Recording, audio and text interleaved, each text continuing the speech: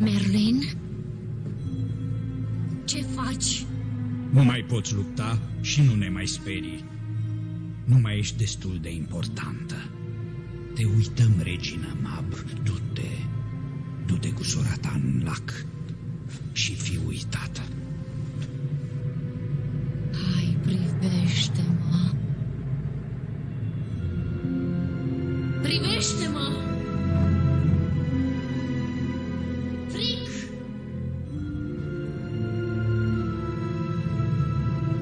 Merlin! Merlin!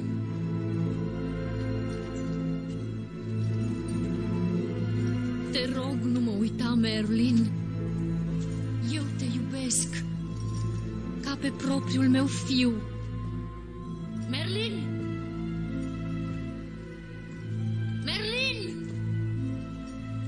Merlin! Câștigasem. Încercam să zâmbesc. Merlin! Dar era un zâmbet al dezolării. În mine simțeam numai milă și durere și o imensă pierdere. Toți cei pe care i-am iubit și m-au iubit s-au dus. S-au dus cu toții. Și apoi s-a întors Galahad și-a adus cu el Sfântul Graal. Primăvara a sosit și pământul a devenit din nou fertil. Ciclul distrugerii și al întunericului se terminase. Dar și povestea mea. Acum, dacă povestea mea v-a plăcut, vă puteți arăta aprecierea cum doriți, dar mai ales cu bani. Maestre Merlin, ai mai văzut-o pe Nimue? Nu, n-am mai găsit-o nici pe ea și nici peștera. Dar magie! Mai știi să faci ceva magic? Nu, m-am dezobișnuit și apoi nimeni nu mai crede în magie. Mulțumesc. S-a terminat, prietene, nu mai e nimic. Nu e tocmai așa cum îmi amintesc eu, maestre Merlin. Fric, tu ești. Da, sunt eu.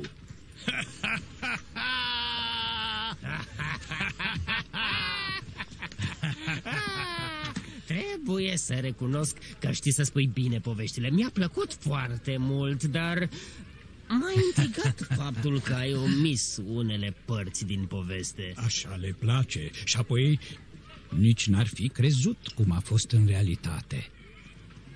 Cum te descurci în lumea asta, maestre? Cred că mereu va fi nevoie de un gentleman adevărat și perfect. Și eu am fost și voi fi mereu dintre cei mai buni.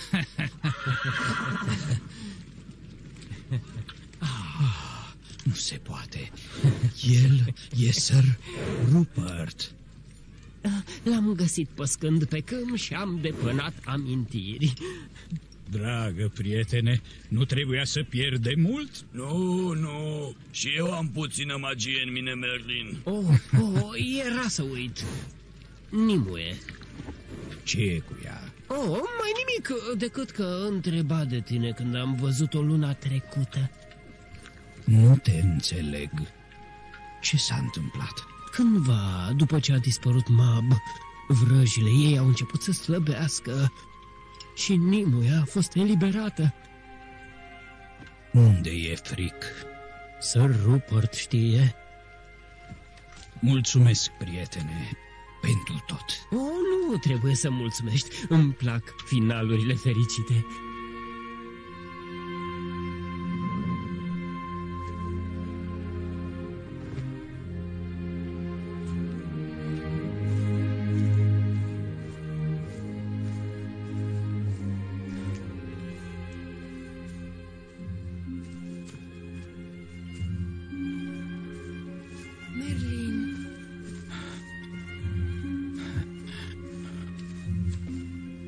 Draga mea.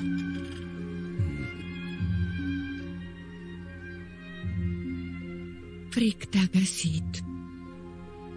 N-am crezut că te voi mai vedea vreodată. atâția ani pierduți.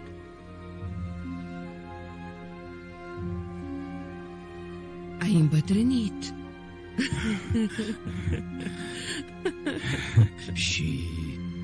Și tu.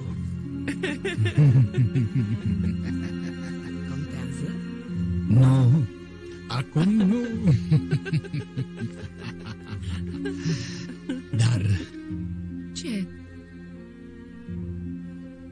cred că mai știu un ultim truc.